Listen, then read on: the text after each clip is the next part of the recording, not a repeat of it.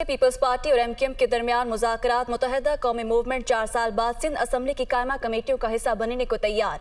MQM और peoples party में कायमा कमेटियों के लिए मुशावरत जारी है।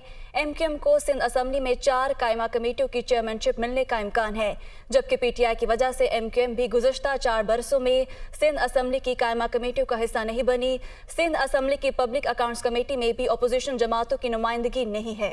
इसी पर मज़ीद बात कर लेते हैं मोहम्मद अशद से। जी आगाह कीजिएगा।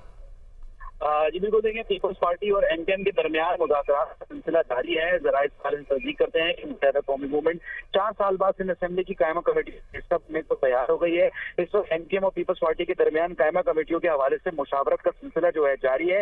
एमक्यूएम को सिंध असेंबली में 4 कायमा कमेटियों की चेयरमैनशिप मिलने का इम्कान है। ज़राए का ये भी कहना है कि 4 ऐसी कायमा कमेटियों के ऊपर जो है वो बिल्कुल हतमी मराइल पर जो है एमक्यूएम के साथ बातचीत जारी है, जबकि पीटीआई की वजह से एमक्यूएम भी गुज़श्ता 4 बरसों में सिंध असेंबली की कायमा कमेटी का हिस्सा नहीं बन सकी थी। पीटीआई का मौकफ था कि चेयरमैन पब्लिक अकाउंट कमेटी की जो है वो अपोजिशन जमातों को जो है वो दी जाए, लेकिन सिंध हुकूमत की जानिब से इसके ऊपर जो है वो उनकी ये बात जो थी वो नहीं मानी गई थी। लेकिन अब ये एक नई डेवलपमेंट हुई है। एमक्यूएम और पीपल्स पार्टी के मुज़ाकरात के बाद 4 अहम कायमा कमेटियों में जो है वो चेयरमैनशिप मिलने की जो है इम्कानात हो गए हैं एमक्यूएम को। जी बहुत शुक्रिया आपका।